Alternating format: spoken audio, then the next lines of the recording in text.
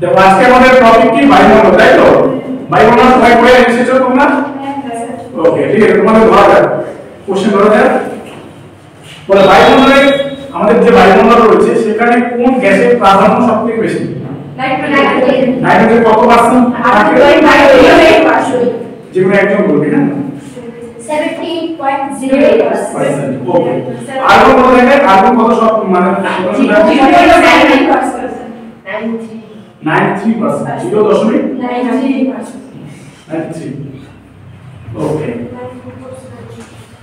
Next প্রশ্ন তোমাদের জন্য, the origin of life, কি বললাম? the origin of life গ্রন্থে রচয়িতা কে?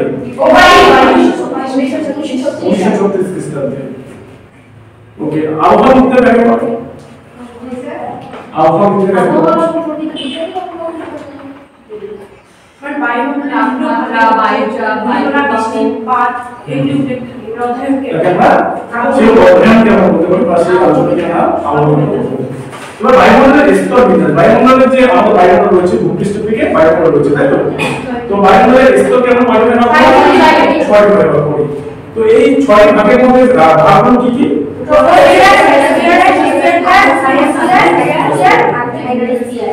সবচেয়ে স্তরের নাম কি বললাম?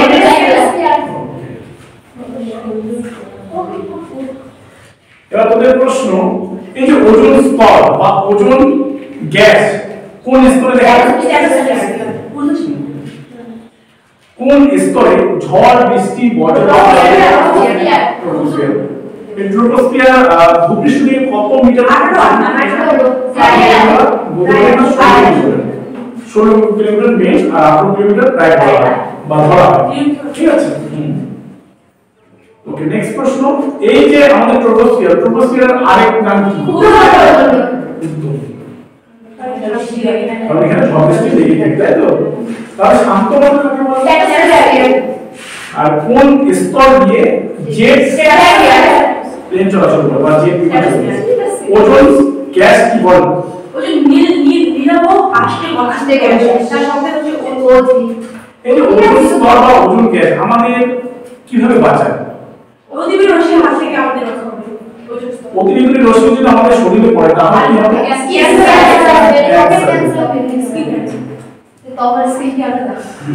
এই যে আমাদের অতিবেগুনি রশ্মিটা আমাদের সকালবেলা বা বিকেলের দিকে যদি আমরা আমাদের শরীরের মধ্যে পড়ে তাহলে আমাদের কি হবে? ভিটামিন ডি উৎপন্ন হবে, তাই তো?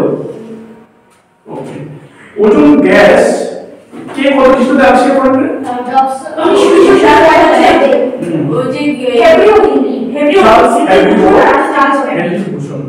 তাই তো? ওকে, কোন এককের মাধ্যমে? ওকে, গুড। চলো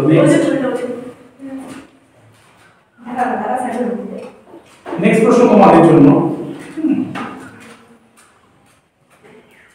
কে প্রথম এই যে ওজোন গ্রহ শনাক্ত করেছিলেন? জেমস ভার্টন, ওটা সহকর্মী। ওকে, কত খ্রিস্টাব্দে? 1985। আমরা কাকে পৃথিবীর ছাদ বা প্রকৃতির সৌরকক্ষা বলে থাকি? আর এমনিতে পৃথিবীর ছাদ কাকে বলা হয়? পানির মালভূমি, তাই তো? পানির মালভূমিকে পৃথিবীর ছাদ বলা হয় কারণ এটি সবথেকে উঁচু মালভূমি। ওকে, এই যে ওজোন স্তর বা ওজোন গ্যাস কি মানে কিসের জন্য ক্ষতি হচ্ছে এই ওজোন স্তর বা ওজোন? তাছাড়া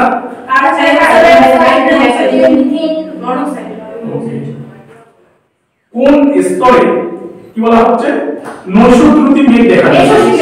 মেসোস্ফিয়ার। এই মেসোস্ফিয়ার স্তরটা মানে কত থেকে কত কিলোমিটারের মধ্যে রয়েছে? এটা হচ্ছে 80 মাইল।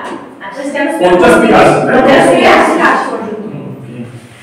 এই যে আমাদের যে উল্কাপিন্ডগুলো ছুটে মানে ছুটে আসে আমাদের কোথায় ঠিক পড়ে যায়? নেক্সট প্রশ্ন তোমাদের জন্য,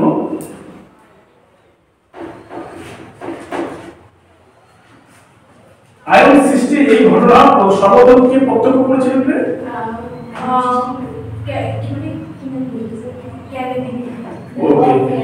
ক্যালেনি ও হেভিসাইড। কোথায় আমাদের যে বেতার তরঙ্গ মানে আমরা ধরো কোথাও অনুষ্ঠিত হচ্ছে কোনো মানে ধরো অনুষ্ঠান হচ্ছে, ধরো দিল্লিতে হচ্ছে, তো দিল্লি থেকে আমাদের এখানে সম্প্রসারণ হচ্ছে, আমরা টিভিতে দেখতে পাচ্ছি বা রেডিওতে আমরা শুনতে পাচ্ছি। তো এটা কিসের ফলে হচ্ছে? বেতার তরঙ্গের ফলে। এবার বেতার তরঙ্গ কোন স্তরের মাধ্যমে ওকে, আর কি ছিল তোমাদের? 4 অধ্যায় পর্যন্ত তোমাদের পড়া ছিল, তাই তো? ওকে, কোন স্তরে বাতাস ক্লাইড নেই, তাই আকাশকে কি দেখায়? কালো দেখায়। কোন স্তরে? থার্মোস্ফিয়ার স্তরে। ঠিক আছে,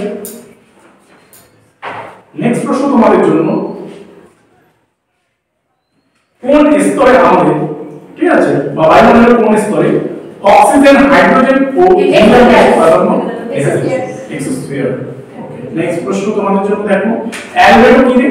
অ্যালবেডো মানে সৌর পৃথিবীর যে 34 যে শক্তি তার যে 34% পৃথিবীকে উত্তর বায়ুমণ্ডল উত্তর না করেই ফিরে যায়। ফিরে যায়।